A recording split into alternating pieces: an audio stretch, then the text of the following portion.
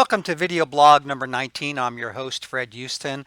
I recently just came off my yearly motorcycle vacation and managed to include two quarries. I went to the Rock of Ages quarry in Vermont and the Verde Antique quarry also in Vermont. This following video is going to be part of the tour that they gave us for the Rock of Ages tour quarry. So take a look. Their own vehicles. So, my name is Jacob and I am your tour guide. Now, does anyone have any questions about their ride up that I could answer? What did you say? Not much. I said that this quarry started in the 1850s. Rock of Ages started in 1905. Our logo was trademarked in 1914. And those big piles that you saw on the side of the road, those are called grout piles. That's what we used to do with our waste granite or not good quality granite. But for environmental reasons, we're not allowed to do that anymore. So what we do now is we crush it. So we send it all of the grout that we produce at our manufacturing plant up to the crusher, which is way over there. And it gets crushed down and used in more resourceful things now. So that's basically what I said summed up. And they rent the crusher Yes, we rent the because crusher. it's cheaper than to buy it. Correct. What? They rent the crusher because it's cheaper than to buy it. Yep. Ask a question. All right. So, over the years here at Rock of Ages, we've had a few different ways, or a few different methods, I should say, for quarrying all of this granite that you see. Now, the first method was hand drills, black powder, and dynamite. Now, as you might have guessed, that method wasn't very safe. And the stones we were getting were small and of poor quality. But they were still good for one thing, and that was building foundations. Now, you might have noticed a church at the bottom of the hill.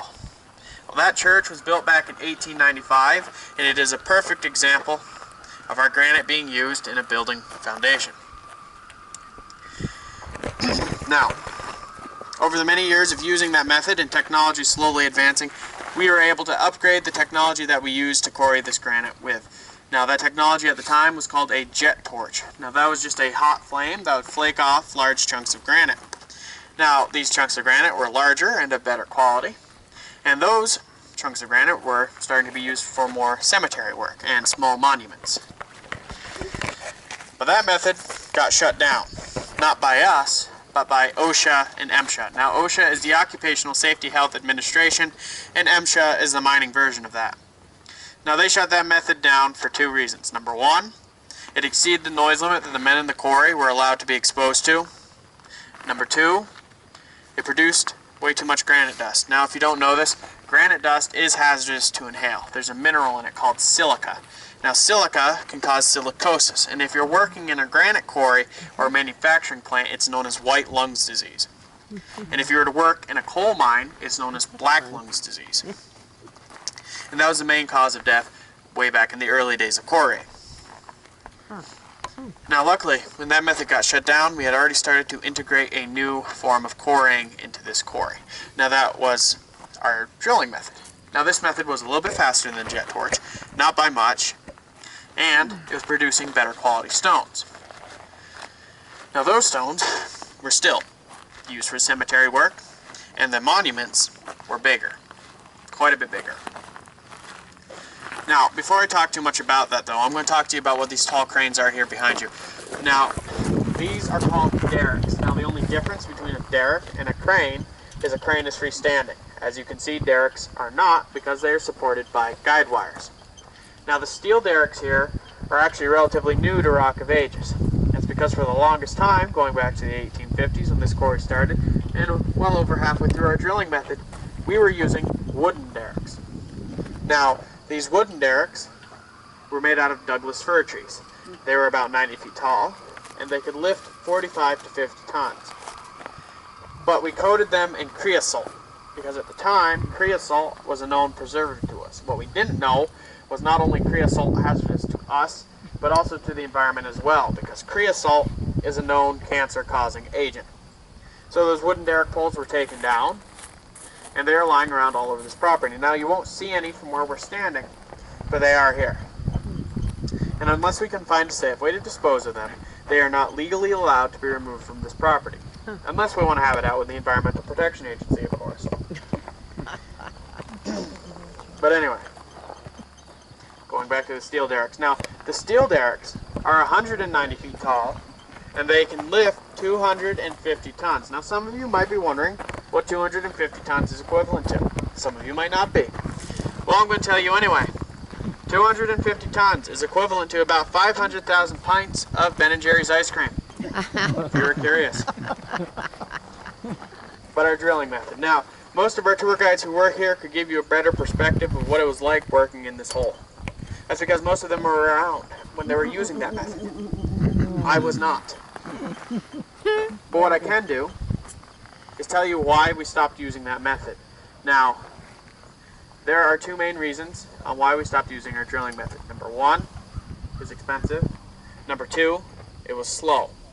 Now, the main expense at that time was the cost of labor, because back when they were working in this hole, we had a little over 200 men working here. Now, these men were making anywhere between $30 to $50 an hour plus benefits. And originally, going back to the 1850s again, and a little over halfway through our drilling method, these men were working all year round. But you see, here in Vermont, from January to April, it's bitter cold and nobody wanted to work, and I can't say I blame them.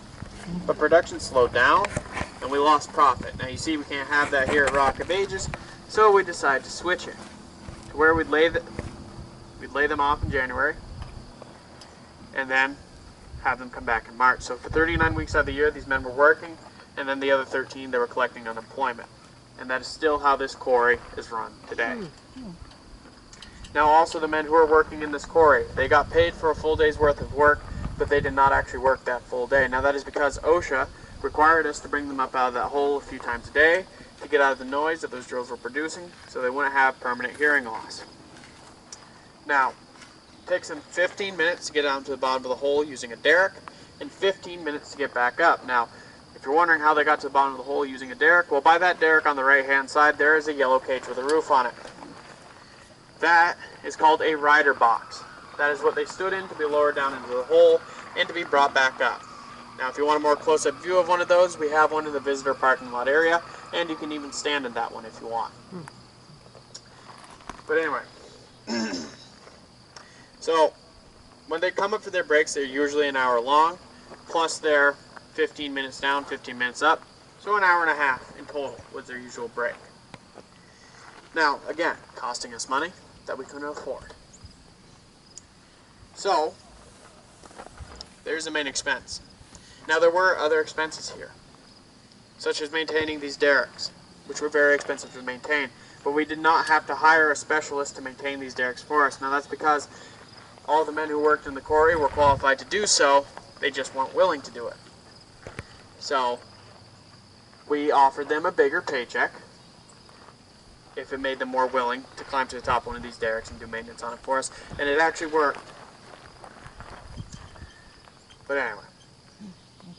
Now, the slow part for that operation came to how long it took them just to get one block of granite out of this hole. Now, we do have 3 derricks here, so we could get 3 blocks out.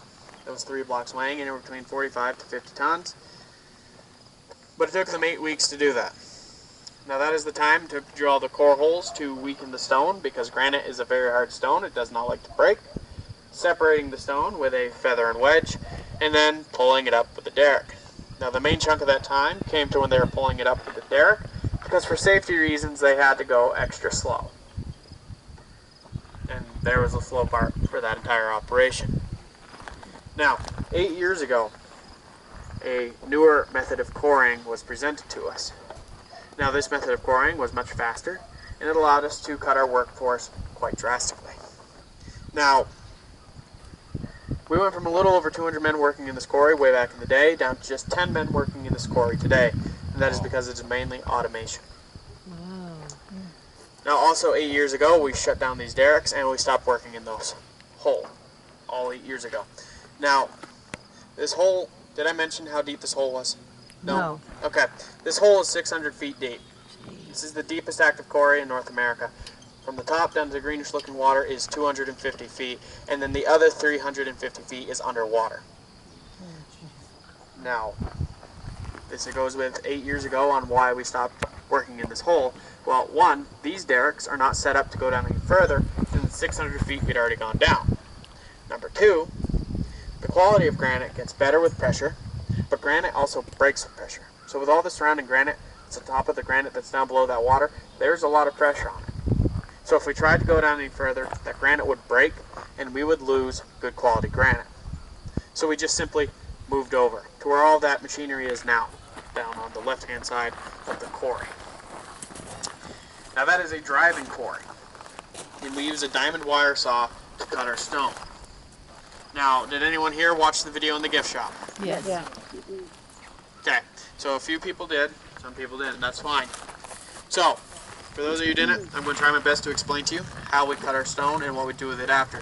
Now, I do strongly recommend that you do watch the video after this, and it'll give you a little bit more insight. So, in order to start cutting our stone, we have to drill pilot holes in that stone in every single direction that we need to put the stone in. And this includes horizontally, which means underneath it.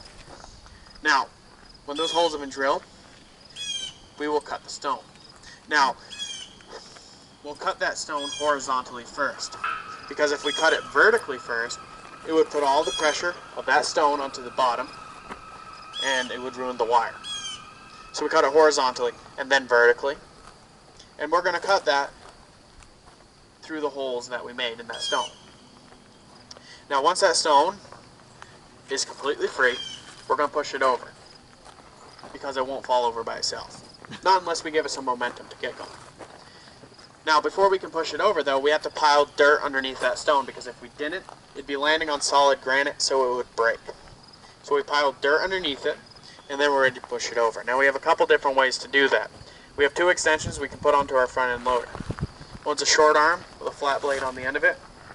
One's a long arm with a flat blade on the end of it. Now the short arm is when they drive over top of that T outcropping, hook it down onto the top cut of the stone and push the stone over. The long arm is when they drive down into the outcropping, hook it onto the top cut of the stone, and pull the stone over. Now, we also use a giant airbag in that quarry, just for places that we can't normally get to with the front end loader. Now, they'll put that airbag into the cut that they made, filled up with either air or water, and the pressure that that airbag causes pushes the stone over. Now, once that stone is over, it will be moved to one of two places. The inventory yard to be inventoried, or directly to the manufacturing plant. Normally it goes to the inventory yard. Also, normally I'd be going down to the Duffy, but I have cars behind me and I like to be fair. So, what I will do is tell you what you'd see down there. Now, you would see stones with different colors of writing on them. Well, those different colors of writing mean something to me. Now, that tells me what quality stone that is. Because there's only one guy who works at Rock of Ages who could tell you the difference for each stone's quality just by looking at it, and what makes that difference. But that's clearly not me, because every single stone here looks exactly the same. So, I use a color code system. Now, black writing on our stone is our best quality stone. Blue writing, second best quality stone. Orange writing, least desirable quality. Red, yellow, miscellaneous qualities. In the Duffy we'd normally be going through, you'd mainly see blue, maybe a couple orange, maybe a few red. You would see stones with black writing on them, but those are there for safety. They are called berms. Think of them as giant guardrails that would be half the height of the largest tower that we have here at Rock of Ages. Now they are there because there's a quarry on one side and a quarry on the other side, so you can actually see the road that goes back towards the Duffy going through the two quarries. So, those are there to make sure we don't fall in. Now, you'd also see stones with names on them in the Duffy. Short, abbreviated names, but still names. Those stones have been sold. We're just waiting for them to be picked up, or if they don't have the machinery to pick up their stone, meaning a tractor trailer, we will deliver it. Now, you'd also see stones with a smiley face on it. Well, to be perfectly honest with you, your guess is as good as mine to what that means. Not gonna lie. But as of right now, seeing how I think I have mostly everything covered, does anyone have any questions they'd like to ask? Yes. How long does it take from start to finish to take a block out of the quarry? Okay, for a slab, which is usually longer and about 5 or 6 feet thick and 20 feet tall, it takes 3 days. For a smaller block, which is shorter and thicker, usually we can get 3 to 4 out in a day. Right now, we're mainly working on slabs, so it's taking us a little while.